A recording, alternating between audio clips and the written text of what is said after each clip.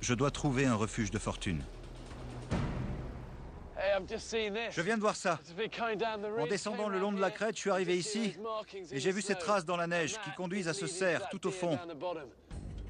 C'est un cerf rouge qui s'est tué dans sa chute. Plus de 25 000 cervidés sauvages vivent dans cette partie des Highlands.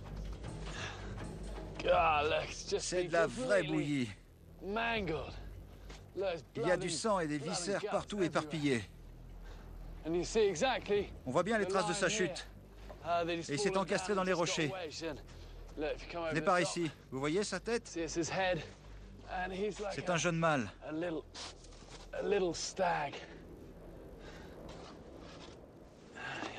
Je vais essayer de le sortir de là. Quelle puanteur! Il doit être ici depuis quelques jours. La viande est sûrement immangeable.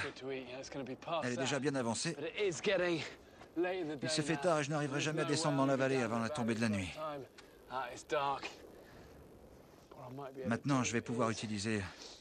Oh, qu'est-ce que ça pue! Son pelage pour me réchauffer et me protéger. Je vais le sortir d'ici. En situation de survie, il faut profiter de tous les présents de la nature. La peau de ce cerf est très épaisse et recouverte d'huile qui la rend imperméable.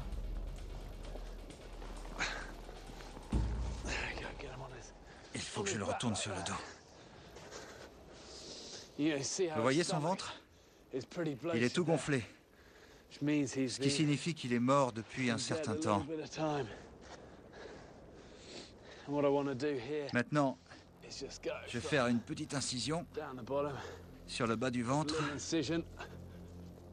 en faisant bien attention à ne pas percer les intestins. Je veux garder la peau aussi propre et sèche que possible. Quand le dépeçage en est à ce stade, on voit l'endroit où la peau se détache de la carcasse. Il vaut mieux ne plus utiliser de couteau. On plonge la main à l'intérieur, avec le poing en bas, et on roule et on pousse pour détacher la peau. C'est beaucoup plus facile et plus rapide. Vous voyez? Ça va 2 fois plus vite.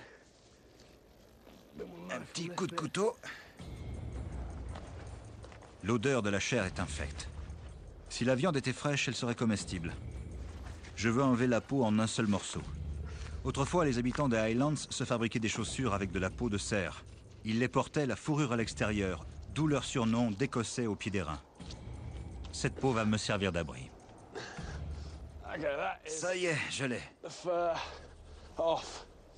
Regardez. Pendant des siècles, tous les indigènes du monde entier ont utilisé ce genre de peau pour se protéger des intempéries et se tenir au chaud. Ce cerf a autre chose d'utile, ses bois.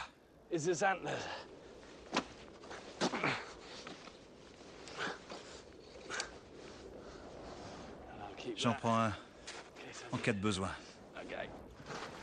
J'ai ma fourrure, mais maintenant il fait nuit. Il fait presque nuit noire maintenant. Ce serait trop difficile de creuser un bon abri dans la neige. Je ne vois presque rien. Je vais profiter des dons de la nature. Juste au-dessus de moi. Je ne sais pas si vous le voyez. Il y a un petit espace à l'endroit où la neige a fondu. Contre le rocher, ça forme une cavité. C'est super, ça va me protéger du vent. Chose vitale par ici.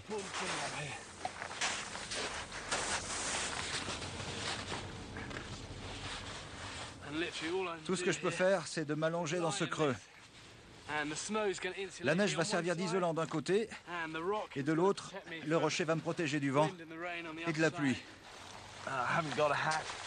Je n'ai pas de bonnet, mais je peux en improviser un. Il suffit que j'enlève mon polaire, comme ça, et que je coupe le bout de la manche avec mon couteau.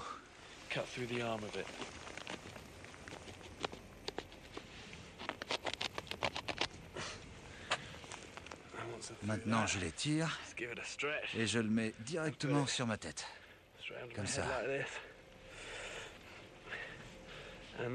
Ça gardera un peu de ma chaleur. J'ai l'air d'un idiot, mais ça va marcher.